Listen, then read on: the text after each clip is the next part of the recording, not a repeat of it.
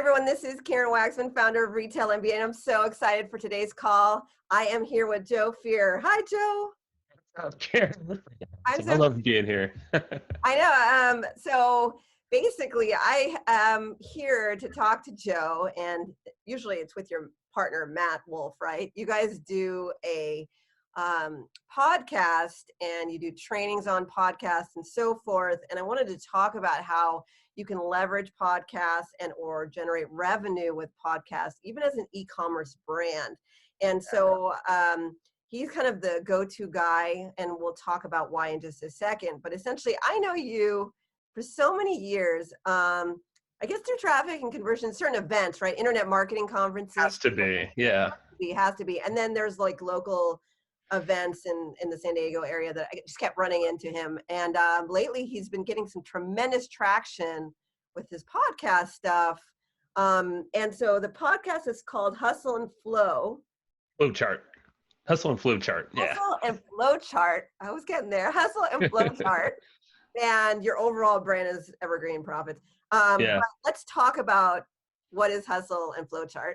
For sure, yeah. And what's going on with that? I feel like we're going to speak, you partnered with Digital Marketer. You've done some incredible things recently, right? We've done a lot of interesting partnerships, and with Digital Marketer, we've been kind of advising with them on their shows. We know their whole staff basically, so we're always bouncing around ideas and helping each other. It's really cool.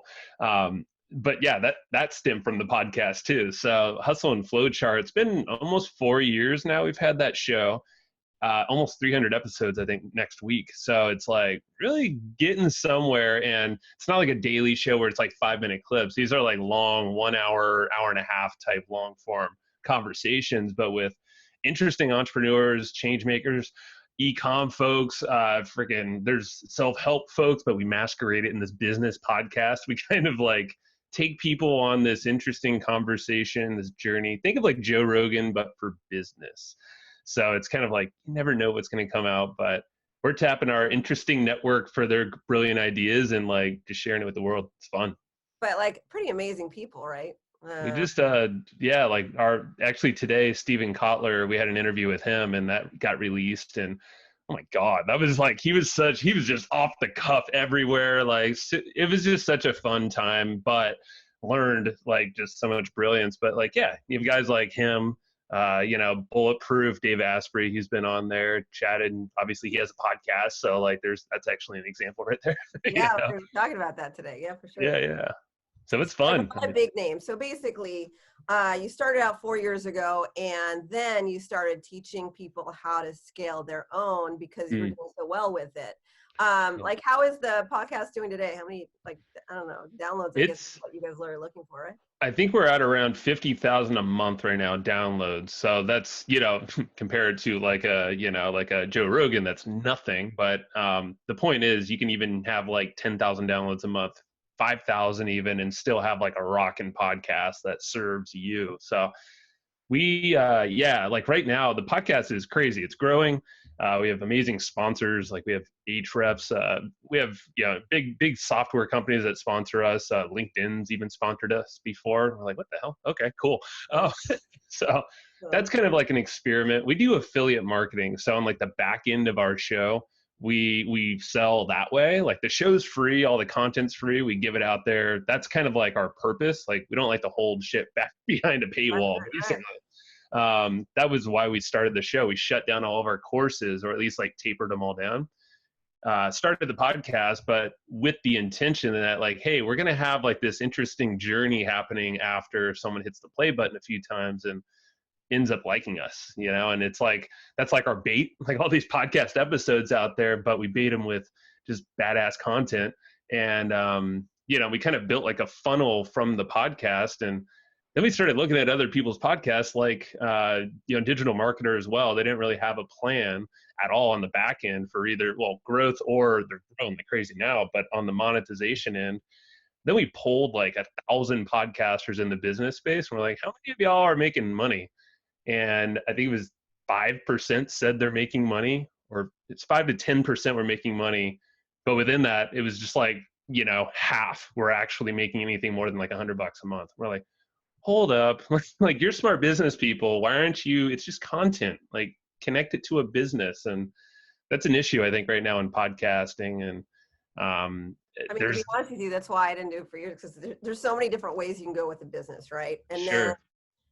you got to add the content. And it's like your head's exploding. Although I'll tell you, by doing this virtual event, doing these interviews with these top guys, and it was never my intention to do anything with this other than, like, I love all these internet marketers. My clients were asking for content, and they just wanted to help themselves out. And so by doing this, I kind of get what you're talking about, because I mean, this person knows this person, and this person knows that person, and this person is like amazing. And then I've learned more through these interviews than, wow, I mean, golden nuggets, and there's themes and, like, stuff that I never would have thought about had I not interviewed them. And I'm able to, like, kind of corner them and, like, ask amazing questions for me. Right? True. So I mean, job that's for you, I guess, correct? hell yeah. I mean, that's an amazing way to, it's another, like, it's almost it's one of the reasons we started it, that, and also we wanted to expand our network.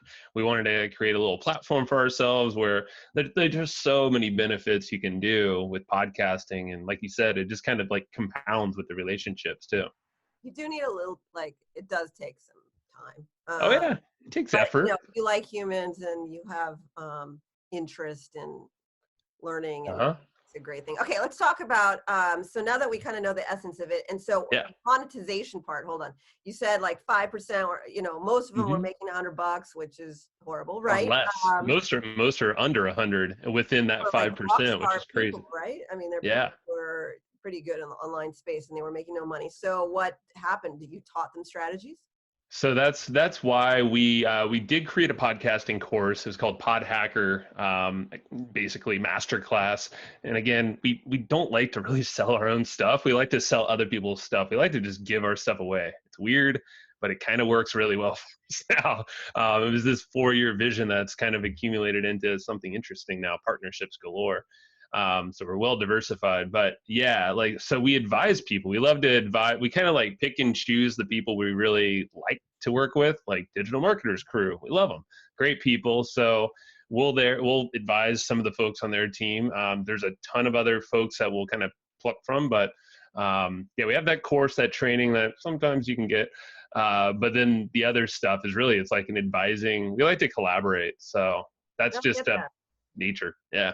Actually, I was, I'm part of War Room, and you Hmm. did an interview, or you did like a 3-hour training for us. Yeah. And I was like, I saw your face, and I was like, I saw you too. I called, yeah, yeah. I know you did. And so I thought, I want to do this thing, and I think you should talk about Mm, that. And again, a lot of people don't think about podcasts related to e-commerce. So let's talk about that. Like, yeah. let's talk about some examples and or suggestions or some quick tips to think about as to, like, how do you do this so it's worth your time? Yeah. No, and I would say the first thing to do is to figure out, like, what is it you're trying to get out of podcasting? Because there's, like we were saying earlier, there's so many reasons why you'd want to start one. Could be for a pure networking play to open some doors and opportunities. Cool. Just start talking to people and don't overthink it. But if your goal is to, like, say with an e-com place, maybe you want to increase your sales, your leads, and retention, then podcasting could be the absolute best relationship builder for you and marketing tool, where it just feels like you're just being their buddy and you're just kind of talking about the benefits, case studies. You're just taking people on this journey through conversation. If you just think of any podcaster or podcast that you listen to, you have kind of like this relationship built in with them already. And it's very intimate. Like, it's just headphones. It's not like you're sitting around with 20 people in a room listening to the show. Typically it's just you and the guest and the host, or just the host. So if you're a brand with ecom, think about the implications. Even if you, like, had someone on your team start a podcast, or even better, if you didn't want to start your own show, you could podcast guest and go on other people's platforms, their podcasts, and get interviewed, and then you're not even, all you're doing is just showing up on a certain time, making sure you have a nice call to action at the end where you can actually lead gen from your time there. But it's just like speaking on stages. If you think, back when we were allowed to, like these are all virtual stages. So I would say start with guesting. And then, if you want to take it to the next notch, start a podcast and you kind of own the whole thing. So let's talk about some examples of that. So Yeah. say you have a product and like whose podcast are you going on? Like any suggestions on that? For sure. So I'll use Dave Asprey as an example, with Bulletproof Coffee. He's selling on and offline, but at the same time, he guests on people's shows, and I don't know his exact intention all the time, obviously, but like using him as an example, he can go and tell his story, his backstory, his transformation, and all this crazy science in the middle on a show like mine, like he did, like an entrepreneur show. It doesn't mean you need to go talk to more health people. Like, think about who are the audiences that are buying your stuff right now. Go figure out what the top shows are, maybe even just the middle of the road shows, because typically those are the ones that are a little bit more loyal to their host. It's a little insider tip to get some more action takers. It's like the smaller to medium sized shows, and they're easier to get onto. What does that look like? I'm really curious. What's the number? What do you consider Oh. size? I would say probably not in the top charts. I mean, if you can get top chart shows to get you on, obviously it's great. It gets you probably more exposure. But if you want like action takers, you don't need a massive show. Like I know a bunch of shows that get about, I think it's like 200-300 downloads in an episode, which is pretty small. But at the same time, like if those people are sticking around every episode, think about like the loyalty to that show. And if you're tapping the perfect audience, you might just find, a perfect audience to target. And you can kind of use a website called podcastnotes.com. It's like a podcast search engine, basically. And you can start plugging in people's names. So like kind of figuring out what other shows maybe competitors have been on. You can do that. Or keywords, for certain whatever products you might serve or types of audiences. And then it's going to give you a bunch of different podcasts to look into. I love that. So like for Dave, I mean, he has a company for, his coffee and so forth, and he cares about a movement, but also, he's an entrepreneur. He's had a story. So he can go on entrepreneur shows. He can go on shows where, inventor shows or people who are creating, all sorts of different types. Performance. Yeah. Performance, right. So maybe you have a show that's specific to an interesting audience that could, like if you had a health product, right? Supplements or whatever, I guess you could conceivably go on shows that care about health, right? Totally. Yeah. I mean, that is, if I were an e-com product owner or really any product owner, that's it. Like, obviously most of y'all probably already know who's buying your stuff. And if you don't, figure that out first, of course. Figure out the demographics, buying habits, what they like, type of content they listen to and consume, and just figure out where to show up in podcasting. And you could start with podcast guesting. And, it's very simple to don't start, blasting a bunch of podcasters with outreach. Be cool with the outreach, be a cool human. And typically, just liking their stuff or anything like that on, say, social, and then DMing them in probably a couple plus spots. You could probably get the attention of anyone you need, or ask someone in your network to give you intros. I mean, that's like where I would start. Cool. You're saying basically don't just reach out and say, can I be on your podcast? Yeah. So thing as a podcaster, like when you get to a certain like momentum, this tipping point, you get way too many people reaching out to you in like support and all of your emails. Anyone associated with your company are going to get blasted with like, hey, I have this great person that needs to come on your show, and here's like their bio that's way too long. But if you give value, like in maybe a personalized Loom video, I love making those, where it's like, hey, you're talking directly to the person now. And like something or talk about some content they put out or a product you might use of theirs, and give value somehow, or say, hey, I just shared your stuff all over to my Facebook group, this post you did.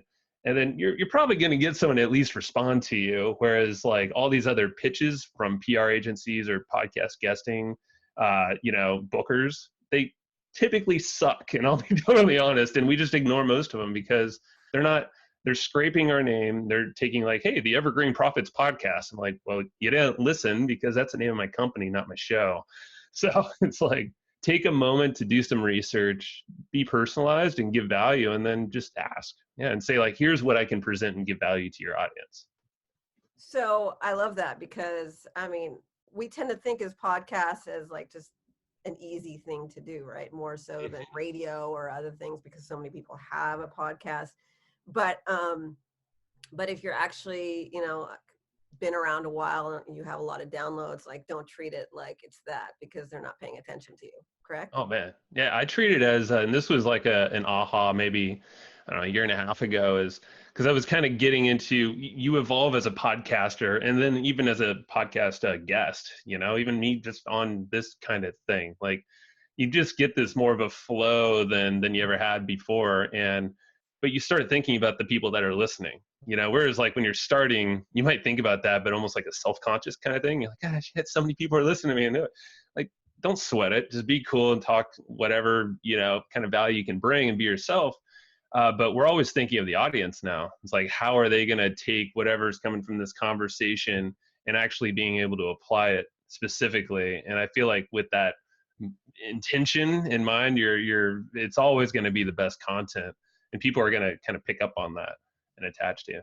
So, I mean, I've been in a lot of podcasts and, I don't get rich off of them or anything, but people for years, I'll forget that I was on a podcast years ago and they'll be like, I saw your thing or Yeah. I listened to your thing. There is a long-term residual effect. And so there is something about that. And it is a strategy for some people who, if they can get on a lot of podcasts, backlinking, right?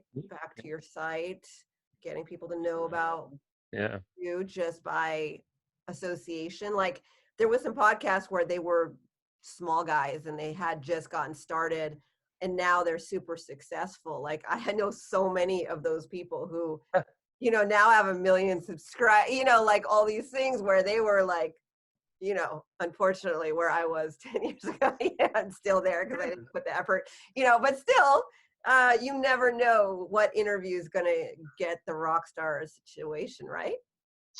Podcasting back 10 years ago or more, actually, I think it was 11 years ago, but we tailed off because we had really bad systems. Like we had shitty systems. We just didn't think through it like a business. We approached it like you just said, like, oh, we have a microphone and we have this internet connection and someone on the other line. Cool. Or just ourselves. Let's talk to a microphone. Like, yeah, that's part of it. I think that's probably an issue with podcasting too, is that it's almost too easy. But then people don't think about like, okay, so there's consistency. Like you want to have a weekly show? Okay, cool. Well, you better have a freaking schedule. And the way we do it now is we batch record. We do like 3 or 4 podcasts in a day. Like I know you're recording a bunch in a day right now. So it's like, you're freaking doing it. Not on purpose. It just sort of happens. That's true. On hair washing days. Is where That's me too. Wash my hair for you. Yeah. You're welcome. But think about it. Like people approach it like a TV show. You come to expect when you're or Netflix release or whatever. Like people who are on podcasting are the same. Like your subscribers, you want to give them something to expect. So approach it like a system, and it doesn't have to be complicated, but keep up with it. You'd be surprised if you're just putting in the work and laying down the episodes. It's like Casey Neistat on YouTube. I think he's always said, just keep uploading videos. Just go, go, go. Like you said, keep doing guest interviews. Just keep doing them. You never know what big pop you're going to get out of it. Some branding thing that takes you published in tons of places. Like it's cool. Yeah, I mean, Melinda's a friend of both of ours, right? I think I know where I started hanging out with you more. It was Steve Olsher's podcast event. New Media, huh? New Media Summit. Yeah, Yep. you're one of the New Media. I love Steve. Yeah. I should reach out to him. Steve's a great guy. He does this event called New Media Summit, and what he does is he gets podcasters together with people who want to be on podcasts, right? And you learn about how to start a podcast. He has Podcast Magazine, lovely human. And so you were one of the people every year. You're one of their panels of podcast people, right? Yeah, there's actually right for Podcast Magazine as well. So it's the business podcaster dudes. I remember when Steve was about to start it, he's like, "Should I do it?" I'm like, he approached us about that too, and he's like, "Here's the cover. Like, don't tell anybody." But now he's rocking out. So happy for him. So Melinda I remember she's one of the people who was on a podcast, and I remember Steve added her to the event, and she had just started a podcast. So I was laughing at her that she, you know what I mean? She's like an expert, but she just started, you know what I mean? I was just kind of, she's a dear friend of mine. So I was jokes She's the way awesome. I do. And now, I mean, she just stayed with it. I'll give her credit. She stayed with it. It was like a woman's podcast. Is it Wings, right? Wings. I believe. Yeah. Wings. And shame on me for not knowing that. Okay, so Wings is a podcast, and it was for women and so forth. And I mean, she just went buck wild with all the top people, and you know, all of a sudden she's connected and going to events and parties and all of the things constantly, all the biggest a podcast app now all too. because of the podcast, because she was willing to put the effort and the time. And I don't know how many downloads she has by now, but she completely changed as a person, because I knew her before it all started, then after, and like all the different connections and things that she was able to do, and affiliate deals, right? Because people were starting to pay her to mention their product or their brand on her thing, because you know, she was getting so much momentum.